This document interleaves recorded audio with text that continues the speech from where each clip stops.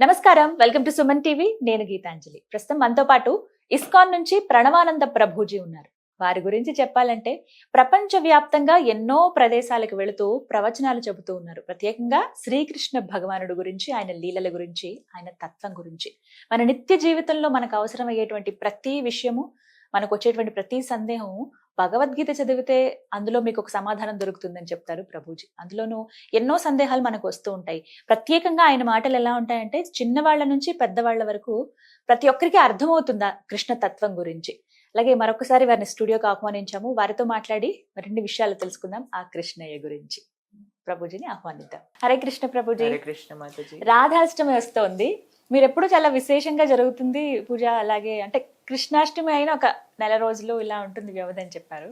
నాకెప్పుడు చూడలేదు కానీ చూద్దామన్న కోరిక అయితే ఉంది. కానీ ప్రత్యేకత ఏంటండి, ఎక్కువగా తెలియదు చాలా మందికి. కృష్ణాష్టమి తెలుసు కానీ రాధాష్టమి ఎలా జరుపుతారు, అసలు ఏంటి విశేషము, అసలు రాధారాణి గురించి చెప్పండి. రాధారాణి గురించి ఈ ప్రపంచంలో చాలా మిస్కన్సెప్షన్స్ ఉన్నాయండి. మీరేమైనా విన్నారా? చాలా విన్నాను నేను. ఇంక నేను తర్వాత అడుగుదాం అనుకున్నాను క్వశ్చన్స్. అసలు వివాహం జరిగిందా, తర్వాత ఏమైపోయారు, వివాహం చేసుకోరని తెలుసు కూడా కృష్ణుడు ఎందుకు ఆమెను ప్రేమించారు, ఇలా ఎన్నో ప్రశ్నలు. ఒకళ్ళు అడిగారు మమ్మల్ని, రాధారాణి కృష్ణుడి కంటే వయసులో పెద్దదట కదా. ఈ క్వశ్చన్ కూడా ఉంది. మీరు విన్నారా? విన్నాను. సరే, కొద్దిసేపు ఈ ప్రశ్నలన్నింటినీ కూడా ఆన్సర్ చేద్దాం. శ్రీమతి రాధారాణి ఎవరు? మొట్టమొదటి ప్రశ్న. మునీంద్ర బృంద వండితే త్రిలోక శోకహారిణి ప్రసన్న వక్త్ర పంకజేని కుంజ భూవిలాసిని బ్రజేంద్ర భాను నందిని బ్రజేంద్ర సూను సంగతే కదా కరిష్యసి మమ కృపా కటాక్ష భాజనం. ఇది ఎవరు ప్రార్థన చేశారో తెలుసా అండి? సాక్షాత్తుగా శంకరుడు ప్రార్థన చేశాడు రాధారానికి. ఈ రాధా కా కృపా కటాక్ష స్తవ రాజస్తోత్రము అని సాక్షాత్తుగా శివుడు ఉపదేశం చేసిన స్తోత్రమే. రాధారానికి ప్రార్థన చేస్తున్నారు, ఒక్కసారి నీ కృపా కటాక్షాలు మా అందరి పైన పడేటట్టుగా అనుగ్రహించు అని ప్రార్థన చేస్తారు. మునీంద్ర బృంద వండితే, మునులు, యోగులు, గొప్ప గొప్ప ఋషులు అందరూ కూడా వందనం చేస్తారట. సనక సనాతనాది వర్ణిత చరితే అని అంటారు. అటువంటి శ్రీమతి రాధారాణి యొక్క తత్వం చాలా విలక్షణ, చాలా గోపనీయమైన తత్వం అండి రాధారాణి. ఆవిడ్ని బృందావనేశ్వరి అని అంటారు. మీరు బృందావనానికి వెళ్ళారనుకోండి, ఎవ్వరు మిమ్మల్ని కృష్ణుడి నామంతో పలకరించరు. మీరు ఎప్పుడైనా బృందావనం వెళ్ళారా? బృందావనం వెళ్ళారనుకోండి, అందరూ రాధే రాధే అంటారు. మొత్తం బృందావనంలో ఎక్కడికి వెళ్ళినా సరే రాధే రాధే అంటారు, కానీ కృష్ణ కృష్ణ అనరు. ఎందుకంటే కృష్ణుడు కూడా శ్రీమతి రాధారానికి సేవ చేస్తాడు కాబట్టి. ఆవిడే బృందావనానికి ఈశ్వరి, అందరికీ కూడా నియంత స్వామిని శ్రీమతి రాధారాణి. బృందావన ఈశ్వరి అని అంటారు. తప్తకాంచన గౌరంగి రాధే బృందావనేశ్వరి వృషభానుసుతే దేవి ప్రణమామి హరిప్రియే. వృషభాను కీర్తిద, వీళ్ళిద్దరికి అవతరించింది శ్రీమతి రాధారాణి. ఆవిడ అవతరణ ఎలా జరిగిందండి అసలు? రావల్ అనే ప్రదేశంలో శ్రీమతి రాధారాణి ఒక సహస్రదళ పద్మం పైన ఆవిర్భవించారు. సీతమ్మ తల్లి ఎలా అయితే అయోనిజ, ఎలా అయితే ఒక పెట్టెలో జనక మహారాజు దున్నుతున్నప్పుడు దొరికిందో, అలానే శ్రీమతి రాధారాణి వృషభాను మహారాజ్ కి ఆ రావల్ అనే ప్రదేశంలో ఒక సహస్రదళ పద్మంలో లభించింది అనమాట.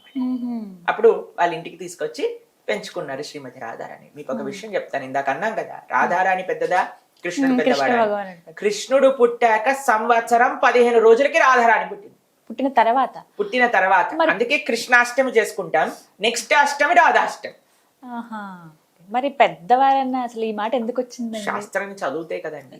మీరు ఎప్పటి వరకు అయితే రాధాకృష్ణ సీరియల్ చూస్తారో, రాధాకృష్ణ సినిమా చూస్తారో, అప్పుడు అలానే అనిపిస్తుంది. ఎందుకంటే సినిమా వాడికి మసాలా కావాలి కదా, మనకైతే అవసరం లేదు మసాలా ఈ ప్రపంచంలో. అందుకే అందరూ కూడా మసాలా క్వశ్చన్స్ అడగడానికి, మసాలా ఆన్సర్ ఇవ్వడానికి ప్రయత్నం చేస్తారు. అప్పుడే కదా జనాలు చూసేది. అంటే సీతమ్మ కూడా అలాగే పెద్దవారని ఇలా చాలా డిస్కషన్స్ జరుగుతాయి కదా. అందుకే ఎందుకు జరుగుతాయి డిస్కషన్స్? ఎందుకంటే తెలియకపోతే చదవం కదండి. ఇప్పుడు వేరే ఏ మతానికి చెందిన వాడైనా వాడు మత గ్రంథాన్ని చదివి అర్థం చేసుకుంటాడు. హిందూ మాత్రం సినిమాలు చూసి, సీరియల్ చూసి నేర్చుకుంటాడు కదా. వేరే వాడు మతం గురించి చెప్తే వాడి మాటలు విని ధర్మాన్ని వదిలేసి మారిపోయేవాడికి ఇంకా ఏమి గతి చెప్పండి. కాబట్టి ఎవరైతే శాస్త్రాన్ని అధ్యయనం చేసిన వాళ్ళ దగ్గర నుంచైనా వినాలి, లేదా శాస్త్రాన్ని మీరైనా అధ్యయనం చేయాలి, చేసుకోవాలి. రాధారాణి కృష్ణుడి కంటే సంవత్సరం 15 రోజులు చిన్న. శ్రీమతి రాధారాణి పుట్టినప్పుడు పాపం చాలా, మీకు విషయం తెలుసా, మాట్లాడలేదు, అసలు కళ్ళు తెరవలేదు అనమాట. ఎప్పుడైతే లభించిందో ఆ పిల్ల ఇలానే ఉండిపోయింది అంతే. అయితే వీళ్ళు అనుకున్నారు అసలు ఏమైంది, ఎందుకు ఇలా ఉండింది, అసలు ఏం పలకదు, ఏడవదు, మాట్లాడదు, చూడదు, వినదు. వాళ్ళు అనుకున్నారు ఏమైంది అబ్బా ఈవిడికి ప్రాబ్లం ఏమిటి అని అనుకునేసరికి మొత్తం అన్ని చోట్ల ఈ స్ప్రెడ్ అయిపోయింది అనమాట. ఇక్కడ నంద యశోదలకు కూడా తెలిసింది ఇలా వృషభానుకి ఇంకా కీర్తిదాకి ఆడపిల్ల పుట్టిందట, కానీ కళ్ళు తెరవట్లేదట, ఏం మాట్లాడేదట, స్పందించట్లేదట, కానీ ప్రాణం ఉన్నది అని తెలుస్తుంది. సరే ఒకసారి చూసి వెళ్దాము అని వెళ్ళినప్పుడు కృష్ణుడిని కూడా పట్టుకొని వెళ్ళారనమాట. అయితే కృష్ణుడు యశోదమ్మ సంఖలో ఇలా పెట్టుకున్నాడు. ఇలా తీసుకెళ్తూ శ్రీమతి రాధారాణి ఇలా పడుకుంది. ఎప్పుడైతే కృష్ణుడు శ్రీమతి రాధారాణిని ఇలా ఉయ్యాల పడుకోగానే కృష్ణుడు ఇలా వంగి చూశాడనమాట. ఎప్పుడైతే కృష్ణుడు వంగి చూశాడో అప్పుడు రాధారాణి నేత్రం తెలిసి, ఎప్పుడైతే కృష్ణుడి యొక్క స్పర్శ, కృష్ణుడి యొక్క దర్శనం జరిగిందో అప్పుడు వెంటనే శ్రీమతి రాధారాణి నవ్వటం ప్రారంభం చేసింది. ఎప్పుడైతే కృష్ణుడి చేతులు ఇలా అన్నాడో శ్రీమతి రాధారాణి చేతులు ఇలా అన్నది. అప్పటి వరకు శ్రీమతి రాధారాణి అందరికంటే గొప్ప భక్తులు అని ఎందుకు అంటాము అని అంటే, ఆవిడ కృష్ణ యొక్క సంస్పర్శలేని దేన్ని ముట్టుకోదు. కాబట్టి ఆవిడ ఈ ప్రపంచంలోకి వచ్చినప్పుడు కూడా ఫస్ట్ దర్శనం కృష్ణుడిని చేసుకుంది. అయితే ఎప్పుడైతే చక్కగా పాయసాన్ని, పరమాన్నాన్ని అన్ని తయారు చేసి అందరికి పెడుతున్నారనమాట. అయితే కృష్ణుడి నోట్లో కూడా పాయసాన్ని పెట్టారు. పాయసాన్ని పెట్టేసరికి కృష్ణుడు ఎప్పుడైతే పాయసాన్ని తీసుకున్నారో ఆ మహాప్రసాదం ఉంటుంది కదా, అది ఫస్ట్ శ్రీమతి రాధారాణి తీసుకున్నది అనమాట.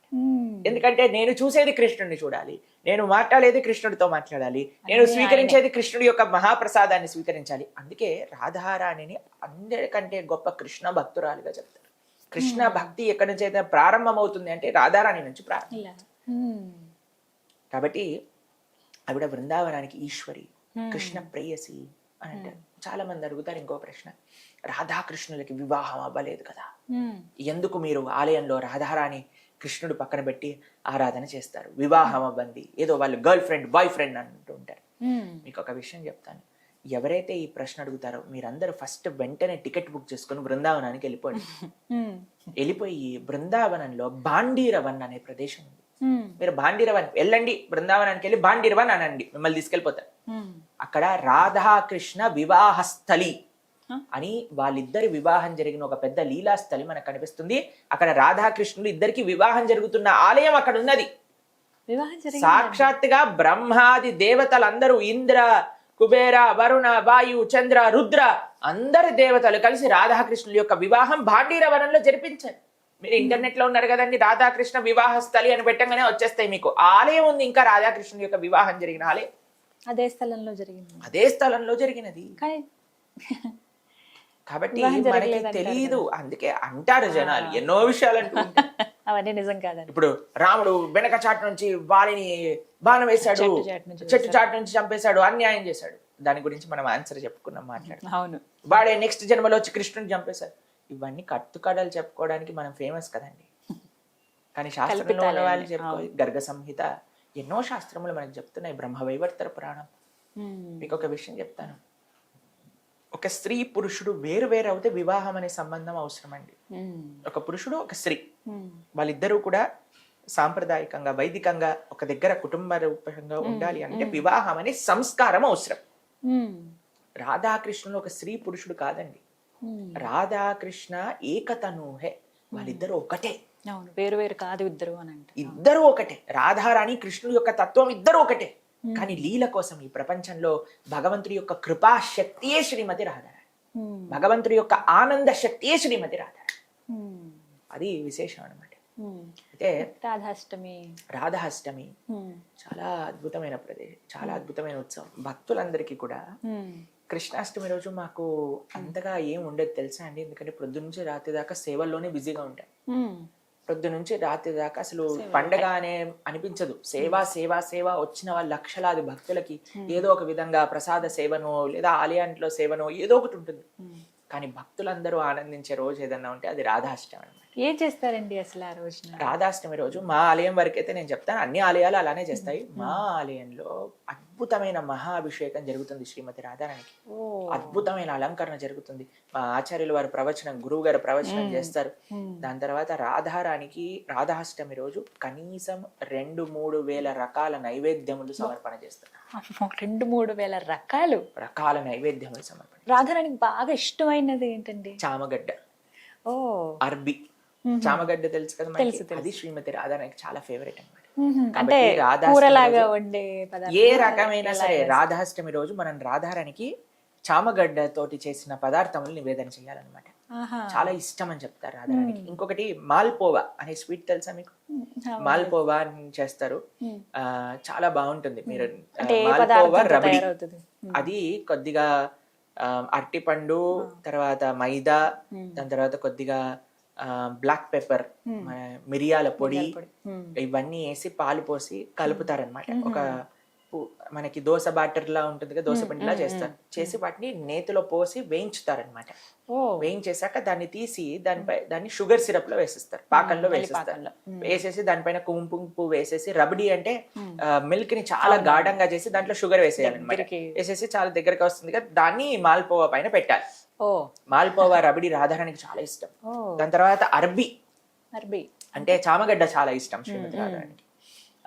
ఈ 2 పదార్థాలు ఆ రోజు నివేదన జరుగుతాయి. భక్తులందరికీ ఎన్ని వేల మంది వచ్చినా వాళ్ళందరికీ ఈ ప్రసాదం ఆ రోజు నివేదన చేస్తాం అనమాట. కాబట్టి శ్రీమతి రాధారాణి ఒక ఆ రోజు అద్భుతమైన కీర్తన, ప్రవచనము, మహాప్రసాదము, ఆరతి, అభిషేకం అన్ని చాలా విశేషంగా జరుగుతాయి. సెప్టెంబర్ 11th రోజు రాధాష్టమి. సెప్టెంబర్ 11th రాధాష్టమి చాలా అద్భుతం. మీకు కృష్ణ భక్తి కావాలి అని అంటే చేసుకోవాల్సిన ఉత్సవం ఏదన్నా ఉంటే అది రాధాష్టమి. ఎందుకంటే శ్రీమతి రాధారానికి ప్రార్థన, అందరూ శ్రీమతి రాధారానికి చేసే ప్రార్థన అదే అనమాట. ఎందుకంటే ఆవిడ ఈశ్వరి, అందరికీ ఈశ్వరి. అటువంటి రాధారాణి మనందరం చాలా జాగ్రత్తగా ప్రార్థన చేసుకోవాలి. చాలా మందికి రాధారాణి యొక్క తత్వం తెలియదు పాపం. చాలా మిస్కన్సెప్షన్స్ వచ్చాయి. ఎందుకంటే పిచ్చి పిచ్చి సీరియల్లు, సినిమాలు చూసి వాళ్ళు ఈ సాంగ్లు అవన్నీ కూడా విని వాళ్ళకు ఒక మిస్కన్సెప్షన్ ఉంది. కానీ శ్రీమతి రాధారాణి పరదేవత, రాధికా పరదేవత, సర్వ లక్ష్మమయీ సర్వ కాంతి సమ్మోహిని పరహ అని అంటే రాధారాణి పరదేవత. పరదేవత యొక్క అందరూ శ్రీమూర్తులందరూ కూడా శ్రీమతి రాధారాణి నుంచి ఆవిర్భవిస్తారు. కాబట్టి అటువంటి పరదేవత శక్తి స్వరూపిణి చాలా గౌరవంతో, భక్తి శ్రద్ధలతో ఆరాధన చేయాలి. సాధారణ ప్రజలుగా, భక్తులుగా మేము ఆ రోజున ప్రత్యేకించి రాధాష్టమి రోజు ఎలాంటి, మీరు రాధాకృష్ణుల యొక్క చిత్రపటం మీ దగ్గర ఉన్న చక్కగా అలంకరణ, ఆరాధన చేసుకోవచ్చు. వివిధ నైవేద్యములు, ముఖ్యంగా చామగడ్డ ఇలాంటి స్వీట్లు, తర్వాత పరమాన్నం కూడా రాధారానికి చాలా ఇష్టం. ఇవన్నీ కూడా తయారు చేసి నివేదన చేయొచ్చు. కృష్ణుడికి నివేదన చేసి రాధారానికి పెట్టి చక్కగా ఆరతిచ్చుకోవచ్చు, అర్చన చేసుకోవచ్చు. రాధా సహస్రనామం, రాధా కృపా కటాక్ష స్తవరాజ స్తోత్రం, రాధా అష్టోత్తరం అన్ని ఉంటాయి. వాటిని మనం పారాయణ చేసుకోవచ్చు. అంటే ఇన్ని చదవలేని వాళ్ళు ఏదైనా సింపుల్ గా ఒక శ్లోకం గాని, ఒక మంత్రం గాని ఉందా? సరే, నేను ఒక మంత్రం చెప్తాను, దీన్ని మీరందరూ కూడా రిపీట్ చేయొచ్చు. అలానే ఆ రోజు కూడా మనం ప్రార్థన చేయొచ్చు. తప్త కాంచన గౌరంగి రాధే బృందావన ఈశ్వరి వృషభాను సుతే దేవి ప్రణమామి హరిప్రియే. ఈ మంత్రంతో రాధారానికి ఆరాధన చేసుకోవచ్చు. చాలా విశేషమైన కృప, కృష్ణ భక్తి లభిస్తుంది. రాధారాణి ఆరాధన డైరెక్ట్ గా కృష్ణుడి దగ్గరికి వెళ్ళే కన్నా రాధారానికి చెప్పుకుంటే చాలన్నమాట. ఆవిడ మాధ్యమంగానే వెళ్ళాలి కృష్ణుడి దగ్గరికి, తెలిసినా లేకపోతే మనం అసాధ్యం. దైవీం ప్రకృతి ఆశ్రిత అని కృష్ణుడు భగవద్గీతలో చెప్పారు. మహాత్మానస్తు మాం పార్థ. ఎవరు మహాత్ములు ఈ ప్రపంచంలో అంటే ఎవరు రాధారాణి ద్వారా నన్ను ఆశ్రయిస్తారో అని భగవద్గీతలో మధ్యలో చెప్పారు కృష్ణుడు. దైవీ ప్రకృతి, ఆంతరంగిక శక్తి శ్రీమతి రాధారాణిని ఆశ్రయించాలి. కృష్ణుడి దగ్గరికి డైరెక్ట్ గా వెళ్ళకూడదండి, ఆయన తప్పులు లెక్కిచ్చేస్తాడు. రాధారాణి వెళ్ళారనుకోండి, మీరు బృందావన్ బిహారీ దర్శనం చేసుకున్నప్పుడు రాధారాణి చేతిలో ఒక మాల పట్టుకుంది, చూసారా? చూసాను. ఎందుకు అని అంటే ఎప్పుడైతే జీవుడు కృష్ణుడి దగ్గరికి వస్తాడో రాధారాణి మాల వేసేస్తుంది అనమాట. ఇప్పుడు మనకి ఎవరైనా ప్రేమతో మన దగ్గరకు వచ్చారనుకోండి, మాల వేసేస్తాం కదా. ఎప్పుడైతే మాల వేసేస్తుందో రాధారాణి, కృష్ణుడు ఇంకా నోరు మూసుకుంటాడు, ఏం మాట్లాడు, పాపపుణ్య విచక్షణ చేయడు. రాధారాణి యాక్సెప్ట్ చేసిందంటే కృష్ణుడు యాక్సెప్ట్ చేసేస్తాడు. అందుకే కృష్ణుడి దగ్గరికి వెళ్ళక ముందే రాధారాణి మాల వేసేస్తుంది. వీడు నా వాడు అని నించోబెట్టేస్తుంది కృష్ణుడి దగ్గర. అనగానే ఓ రాధారాణి వాడుగా, సరే అయ్యా పద అని అంటే అంత ప్రేమ స్వరూపి అందుకే ఆవిడ. రాధారాణి కృపా స్వరూపిణి, రాధారాణి ప్రేమ స్వరూపిణి అనమాట. కాబట్టి ఎప్పుడు రాధారాణి ద్వారానే మనం భగవంతుని ఆశ్రయించాలి. చేరుకోవచ్చు. అది అన్నిటికంటే సేఫ్. అమ్మతోటే నాన్న దగ్గరికి వెళ్ళాలి కానీ డైరెక్ట్ గా నాన్న దగ్గరికి వెళ్ళకూడదండి. అమ్మ దగ్గరికి వెళ్ళి అమ్మ ఇది అయిపోయింది, అన్నీ అయిపోయింది, నాకు డబ్బులు ఇప్పించు అనగానే ఓన్లే ఎలా వెళ్తారంటే కొద్దిగా డబ్బులు ఇవ్వండి. సరే నాన్న కూడా నువ్వు నీ పర్మిషన్ ఉంది కదా ఓకే. కాబట్టి అమ్మ ద్వారానే స్వామి దగ్గరికి వెళ్ళాలి. అది చాలా చక్కగా ఇప్పటి వరకు తెలియదు ప్రభుజీ ఇలా అని చెప్పి, రాధాష్టమి ఇంత చక్కగా చేసుకోవచ్చు మేమందరం కూడా అని చెప్పి చక్కగా వివరించారు. ధన్యవాదాలు ప్రభుజీ. హరే కృష్ణ. హరే కృష్ణ.